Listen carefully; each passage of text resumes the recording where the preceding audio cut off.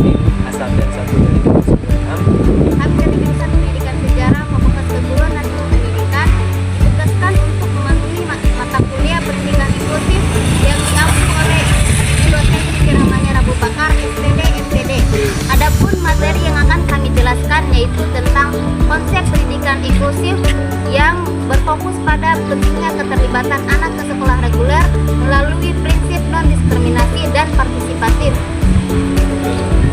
Bagaimana penerapannya? Langsung saja kita masuk pada pembahasan pertama.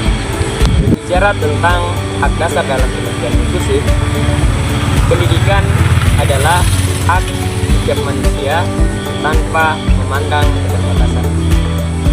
Namun realitasnya, anak berkebutuhan khusus sering dihadapi oleh berbagai hambatan, di antaranya bentuk diskriminasi, segregasi atau pemisahan sekolah, dan stigma sosial di masyarakat, seperti yang marak terjadi itu sikap bullying. Dulu, pendidikan inklusif bersifat tradisionalis, di mana guru sebagai pusat dan anak dianggap sama. Nah, sekarang kita beralih ke filsafat progresif yang memandang semua anak itu memiliki keunikan, aktif, serta memiliki kebutuhan yang berbeda-beda.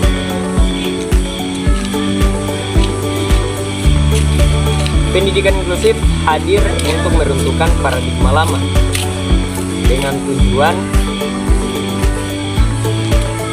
memberikan kesempatan kepada semua anak untuk sekolah di sekolah reguler yang sama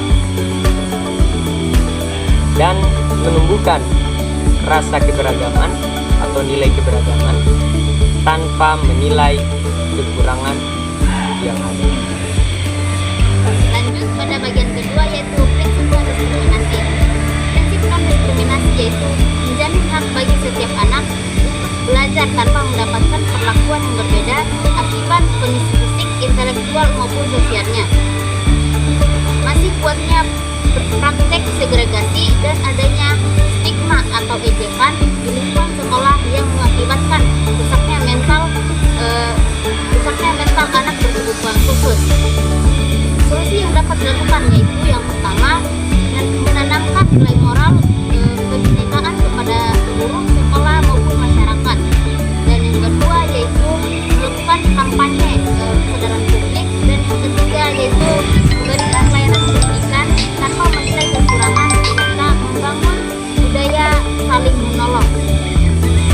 Berangkat dari itu masuk pada prinsip partisipatif, yang mana secara definisi berarti peserta didik secara aktif berhak terlibat dalam seluruh proses pembelajaran baik di dalam maupun di luar kelas.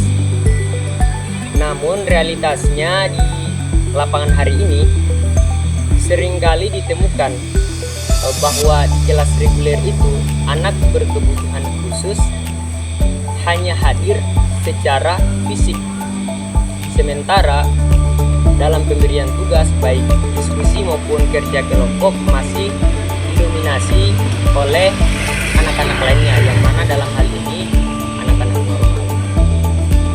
Olehnya itu peran guru sangatlah penting, yang mana guru wajib menggunakan metode belajar yang fleksibel, juga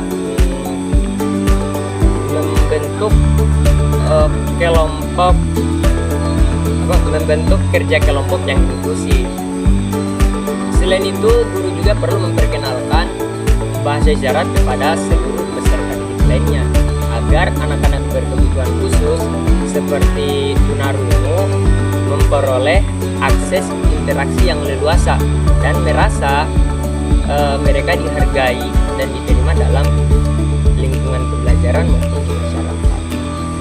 Juga terakhir, seorang guru itu perlu membuka akses kegiatan ekstrakurikuler secara merata, yang mana seperti kegiatan menyanyi, menari, mengaji, sampai pada kegiatan-kegiatan organisasi itu tidak dibatasi.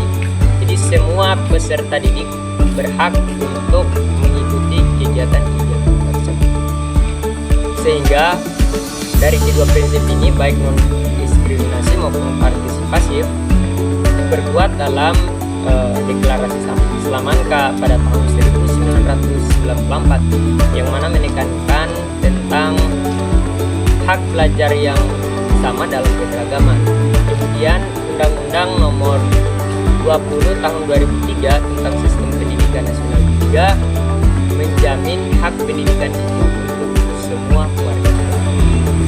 Jadi kesimpulan dari materi kami yaitu tanpa non-diskriminasi, anak berkebutuhan khusus akan terus terhambat. Tanpa partisipasi, kehadiran mereka di sekolah reguler hanya simbol semata. Maka dari itu, inklusif adalah tentang kesempatan yang sama untuk belajar, berkembang, dan berinteraksi. Akhirnya selesailah presentasi dari kelompok 3. Kami akhiri dengan ucapan Terima kasih. Wassalamualaikum warahmatullahi wabarakatuh.